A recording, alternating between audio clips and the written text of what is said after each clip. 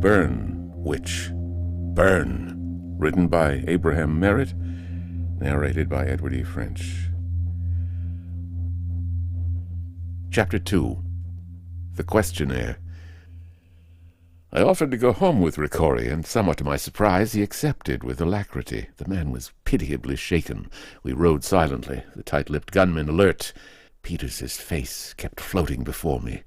I gave Ricori a strong sedative and left him sleeping, his men on guard. I had told him that I meant to make a complete autopsy. Returning to the hospital in his car, I found the body of Peters had been taken to the mortuary. Rigor mortis, Braille told me, had been complete in less than an hour, an astonishingly short time. I made the necessary arrangements for the autopsy and took Braille home with me to snatch a few hours' sleep. It is difficult to convey by words the peculiarly unpleasant impression the whole occurrence had made upon me. I can only say that I was as grateful for Braille's company as he seemed to be for mine. When I awoke, the nightmarish oppression still lingered, though not so strongly. It was about 2 when we began the autopsy. I lifted the sheet from Peters's body with noticeable hesitation. I stared at his face with amazement. All diabolism had been wiped away. It was serene, unlined, the face of a man who had died peacefully, with no agony either of body or mind. I lifted his hand. It was limp, the whole body flaccid, the rigor gone. It was then, I think, that I first felt full conviction I was dealing with an entirely new, or at least unknown agency of death, whether microbic or otherwise. As a rule, rigor does not set in for 16 to 24 hours, depending upon the condition of the patient before death, temperature, and a dozen other things. Normally, it does not disappear for 48 to 72 hours. Usually a rapid setting in of the stiffening means as rapid a disappearance, and vice versa. Diabetics stiffen quicker than others. A sudden brain injury, like shooting, is even swifter. In this case, the rigor had begun instantaneously with death, and must have completed its cycle in an astonishingly short time of less than 5 hours. For the attendant told me that he had examined the body about 10 o'clock, and he had thought that the stiffening had not yet set in. As a matter of fact, it had come and gone. The results of the autopsy can be told in 2 sentences. There was no ascertainable reason why Peters should not be alive. And he was dead. Later, when Hoskins made his reports, both of these utterly conflicting statements continued to be true. There was no reason why Peters should be dead, yet dead he was. If the enigmatic lights we had observed had anything to do with his death, they left no traces. His organs were perfect, all else as it should have been. He was, indeed, an extraordinarily healthy specimen. Nor had Hoskins been able to capture any more of the light-carrying corpuscles after I had left him. That night I framed a short letter describing briefly the symptoms observed in Peters's case, not dwelling upon the changes in expression, but referring cautiously to unusual grimaces and a look of intense fear. Braille and I had this manifold and mailed to every physician in Greater New York. I personally attended to a quiet inquiry to the same effect among the hospitals. The letters asked if the physicians had treated any patients with similar symptoms, and if so, to give particulars, names, addresses, occupations, and any characteristic interest, under seal, of course, of professional confidence. I flattered myself that my reputation was such that none of those who received the questionnaires would think the request actuated either by idle curiosity or the slightest unethical motive. I received in response 7 letters and a personal visit from the writer of one of them. Each letter, except one, gave me in various degrees of medical conservatism the information I had asked. After reading them, there was no question that within 6 months, 7 persons of oddly dissimilar characteristics and stations in life had died, as had Peters. Chronologically, the cases were as follows. 1. May 25, Ruth Bailey, spinster, 50 years old, moderately wealthy, social registerite, and best of reputation, charitable and devoted to children. 2. June 20, Patrick McLeraney, bricklayer, wife and 2 children. 3. August 1, Anita Green, child of 11, parents in moderate circumstances and well-educated. 4. August 15, Steve Standish, acrobat, 30, wife and 3 children. 5. August 30, John J. Marshall, banker, 60, interested in child welfare. 6. September 10, Phineas DeMott, 35, trapeze performer, wife and small child. 7. October 12, Hortense Downley, about 30, no occupation. Their addresses, except 2, were widely scattered throughout the city. Each of the letters noted the sudden onset of rigor mortis and its rapid passing. Each of them gave the time of death following the initial seizure as approximately 5 hours. 5 of them referred to the changing expressions which had so troubled me. In the guarded way they did it, I read the bewilderment of the writers. Patient's eyes remained open, recorded the physician in charge of the spinster, Bailey, staring, but gave no sign of recognition of surroundings and failed to focus upon or present any evidence of seeing objects held before them. Expression one of intense terror, giving away toward death to others, peculiarly disquieting to observer. The latter intensified after death ensued, rigor mortis complete and dissipated within 5 hours. The physician in charge of McLauraney, the bricklayer, had nothing to say about the antemortem phenomena, but wrote at some length about the expression of his patient's face after death.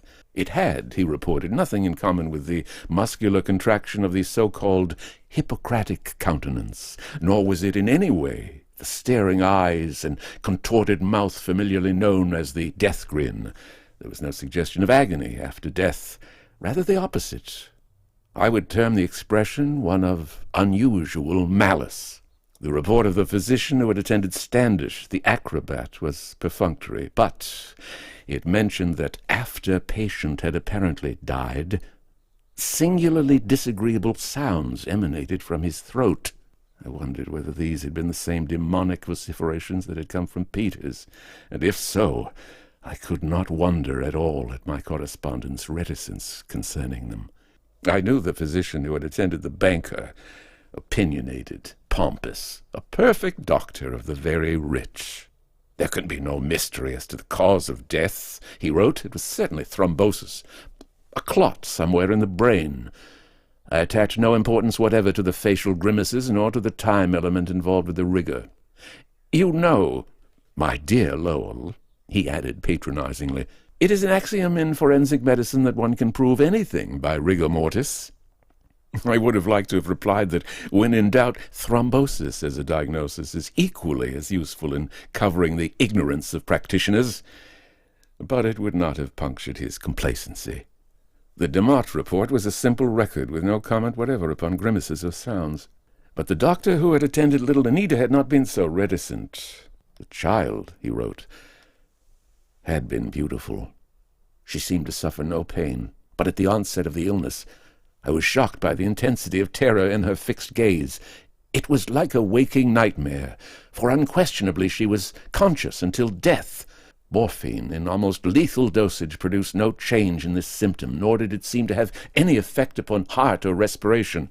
Later the terror disappeared, giving way to other emotions, which I hesitate to describe in this report, but will do so in person if you so desire.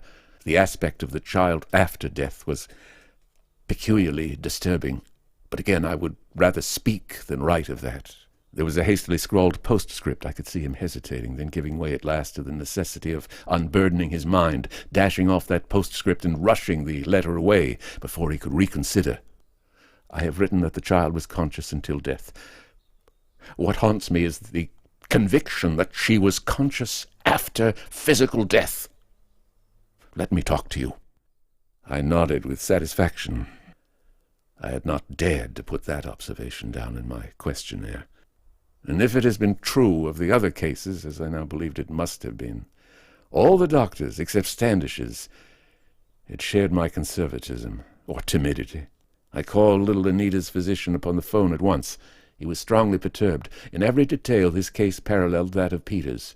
He kept repeating over and over, the child was sweet and good as an angel, and she changed into a devil. I promised to keep him appraised of any discoveries I might make, and shortly after our conversation I was visited by the young physician who had attended Hortense Darnley. Dr. Y, as I shall call him, had nothing to add to the medical aspect other than what I already knew, but his talk suggested the first practical line of approach toward the problem. His office, he said, was in the apartment house which had been Hortense Darnley's home. He had been working late, and had been summoned to her apartment about 10 o'clock by the woman's maid, a colored girl.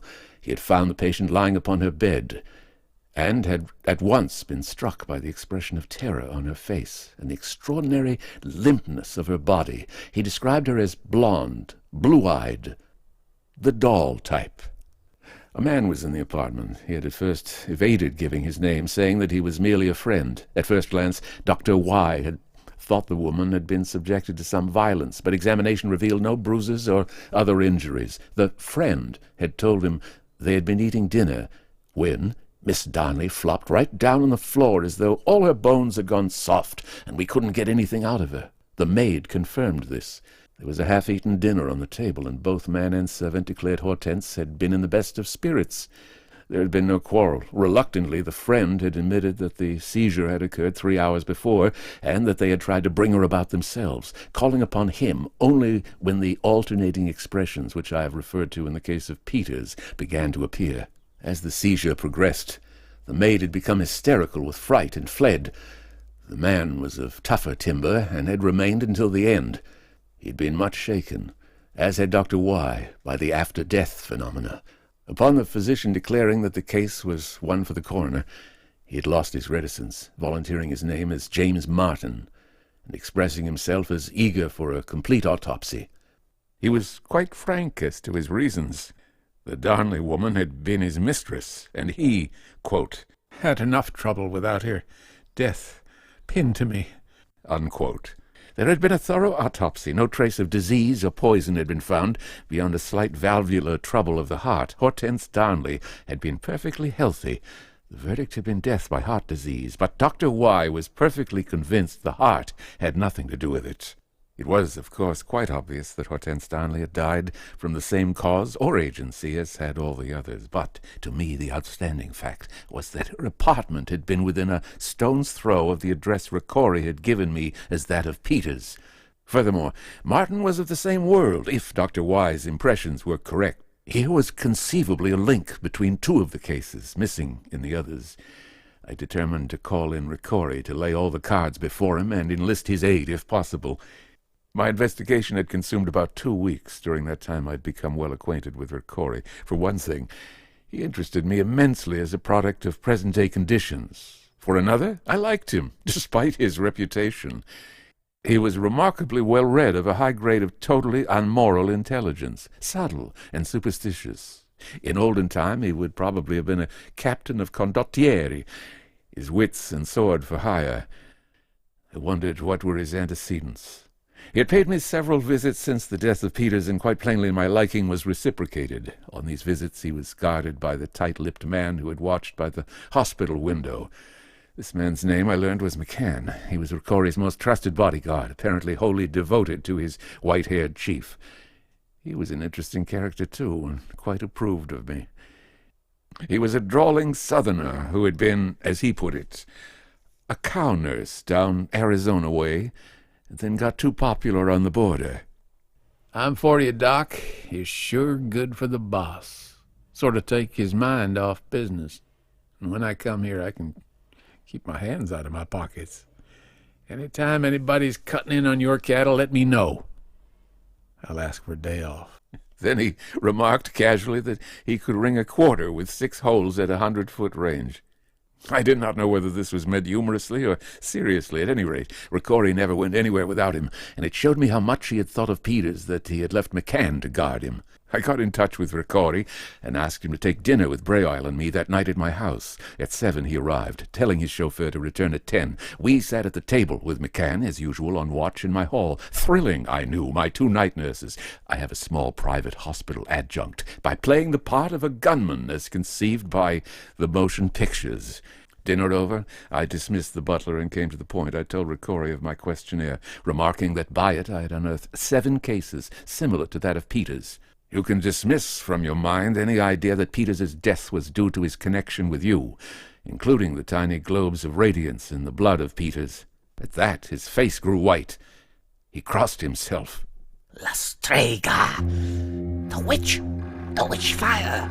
Nonsense, man, I said. Forget your damned superstitions. I want to help. You are scientifically ignorant. There are some things, Dr. Lowell. He began hotly, then controlled himself. What is it you want me to do? First, I said, let's go over these 8 cases. Analyze them. Braille, have you come to any conclusions? Yes, Braille answered. I think all 8 were murdered.